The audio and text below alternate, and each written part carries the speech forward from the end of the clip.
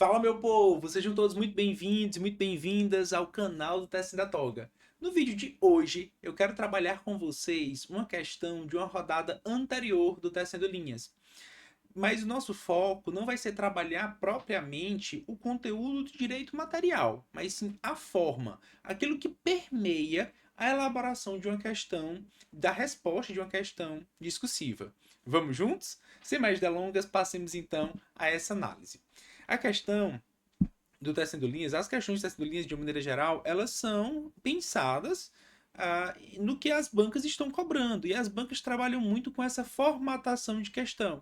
Uma questão que apresenta um caso concreto e, a partir do caso concreto, faz algumas indagações ao candidato para ver a capacidade dele de interpretar a situação hipotética, articular seu raciocínio e fundamentar de forma correta no momento de apresentar a sua resposta.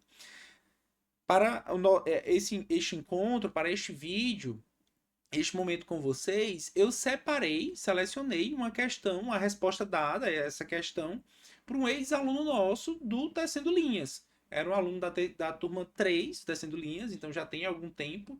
Esse aluno, inclusive, hoje já está aprovado, já tomou posse, é magistrado em algum lugar desse país. Não vou identificar o aluno, porque irei utilizar a questão dele desidentificada, apenas com essa finalidade didática, mas vocês vão ver a riqueza da resposta dele e vou comentar pontos positivos, pontos que poderiam ser aprimorados também.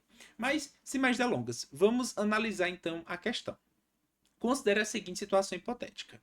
Alvo outorgou procuração em causa própria para Minerva. Nesse instrumento, celebrado em julho de 2005, Alvo conferiu a Minerva poderes especiais e específicos para transferir para si o imóvel Castelo de Hogwarts, sem necessidade de prestação de contas. Ocorre que Alvo faleceu em julho de 2021, sem que Minerva houvesse realizado os atos cartorários necessários para o registro do referido imóvel em seu nome. A respeito do caso concreto, responda as seguintes questões. Primeiro ponto, turma. Vejam que aqui, nesse enunciado, ele foi bem genérico ao falar. Responda as seguintes questões. Ele não escreveu de forma fundamentada, ou fundamentado na lei e na jurisprudência. Isso significa, professor, que eu não preciso fundamentar de forma alguma. Essa parte, esse comando da questão que não está escrito, você considera ele implícito em todo enunciado de questão discursiva, fundamente na lei e na jurisprudência aplicável. Então, nesse caso dessa questão, foi proposital, inclusive.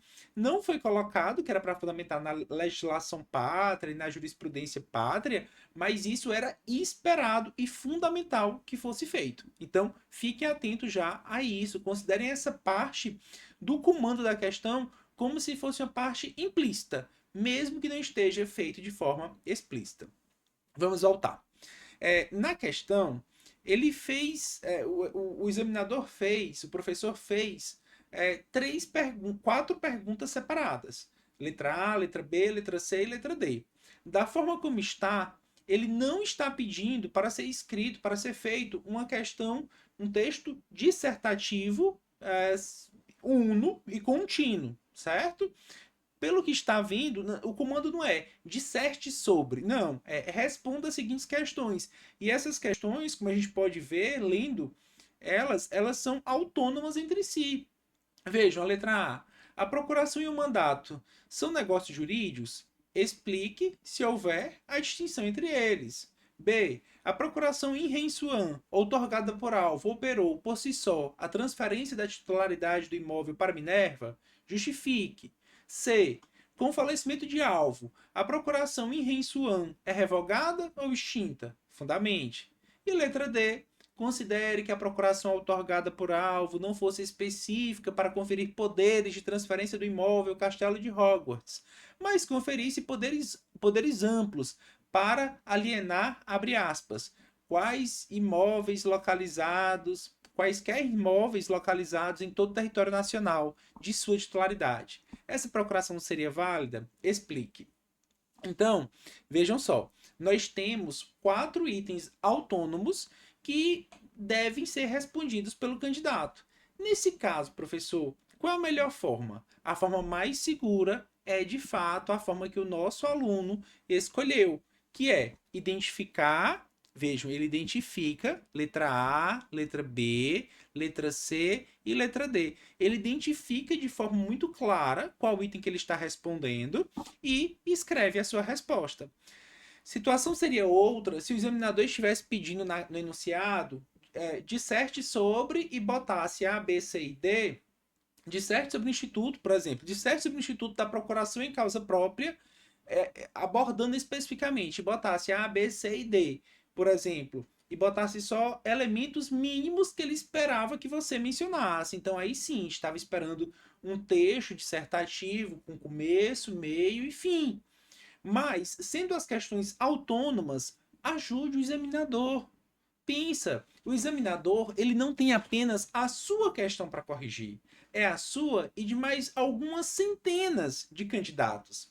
Então, o quanto mais você puder auxiliar o examinador que vai corrigir a sua prova, melhor ainda. Então, uma primeira dica que fica: identifique de forma muito precisa o item que você está respondendo. Item A, item B, item C e item D, certo? Maravilha. Esse aluno foi excepcional.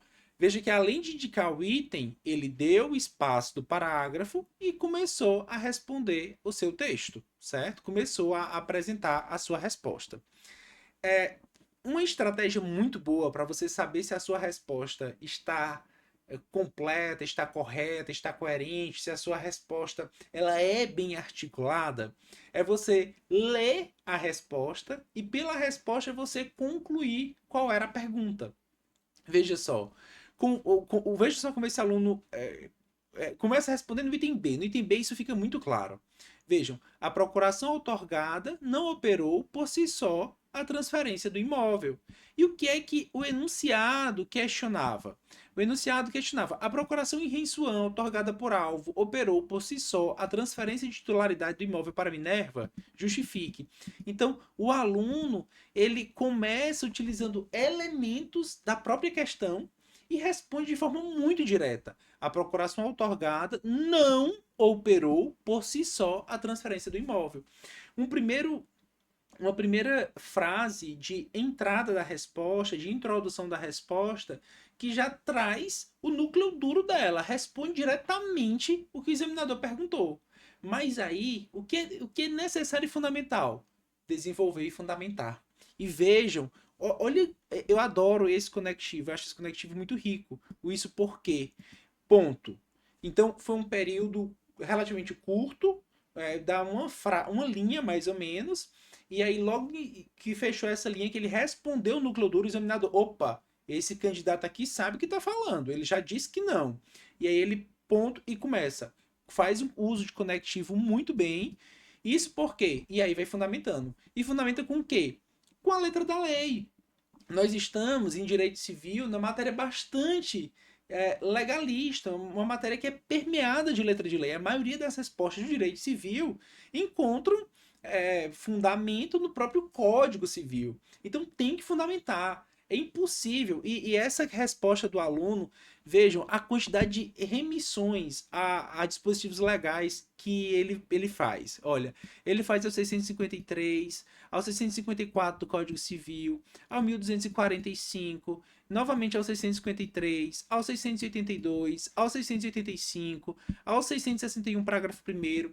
Então, são diversas as remissões legais e essa questão é uma questão uma resposta muito bem fundamentada na letra da lei. Está sensacional.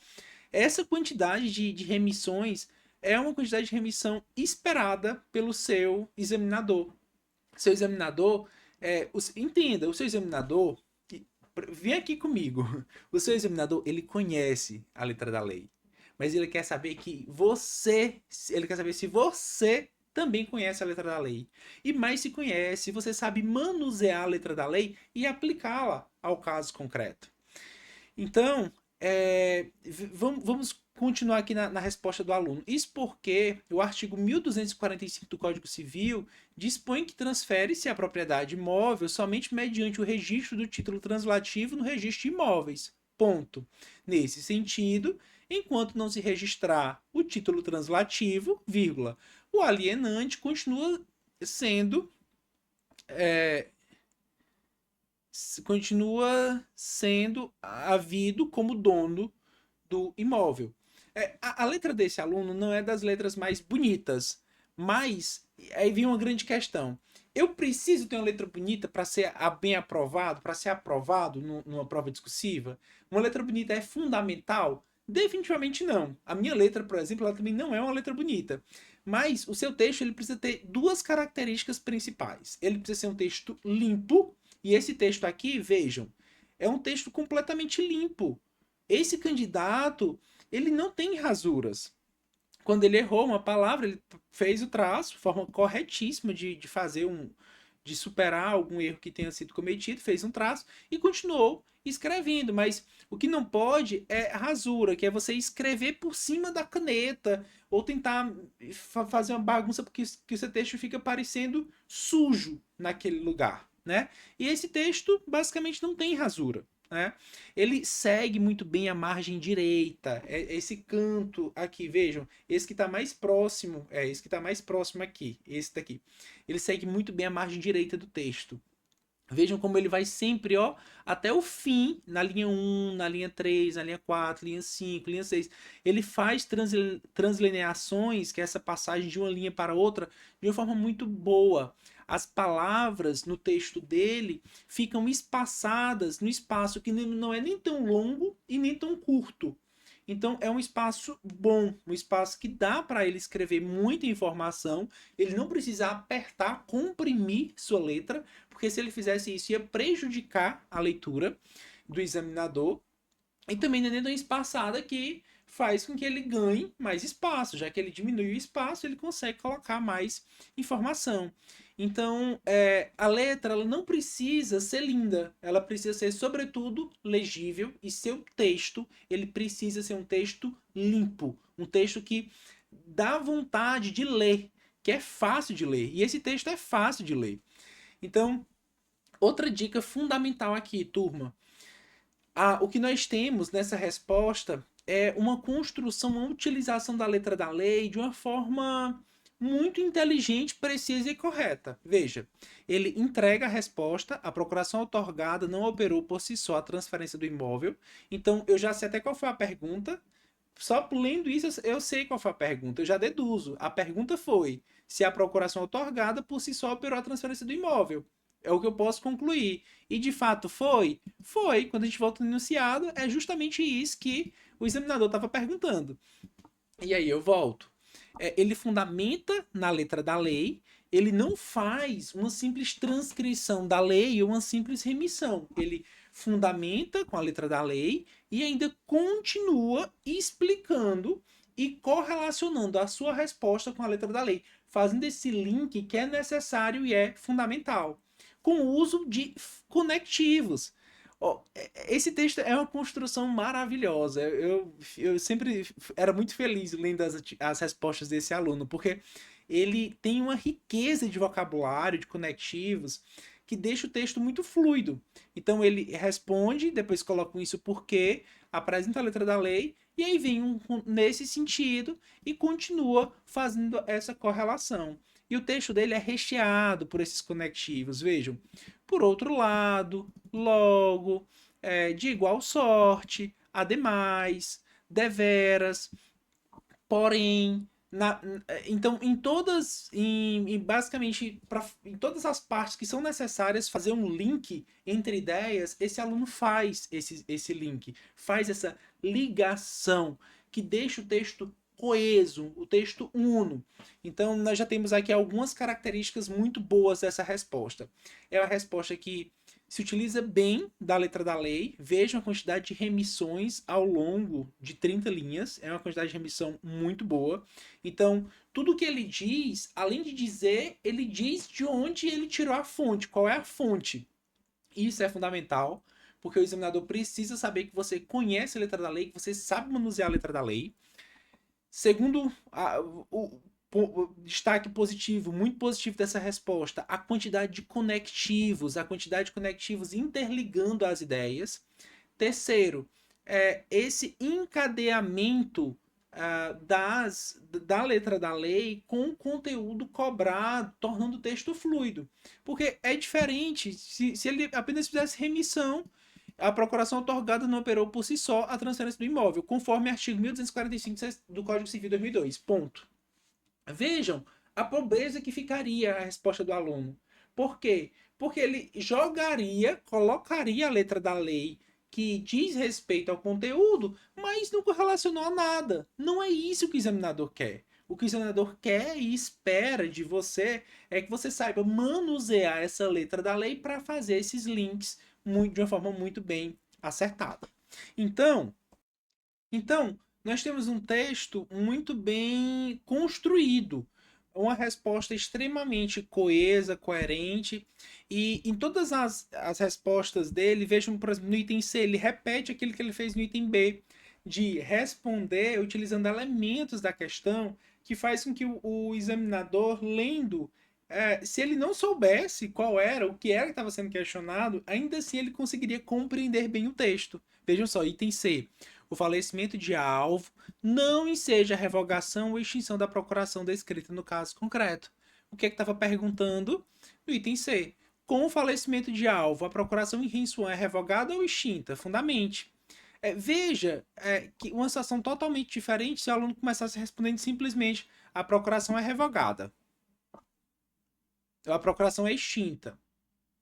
Ou então botasse um sim ou não, achando que está respondendo alguma coisa, porque não está respondendo nada. Turma, preste bem atenção. Caro aluno, preste muita atenção. Não existe subentendido em prova discursiva, não existe subentendido em resposta discursiva.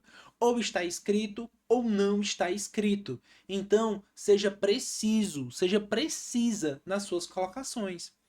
Não coloque respostas vagas ou genéricas, coloque respostas completas, contextualizadas com aquilo que está sendo questionado. Essa resposta é excepcional. O falecimento de alvo não enseja a revogação ou extinção da procuração descrita no caso concreto. Ponto.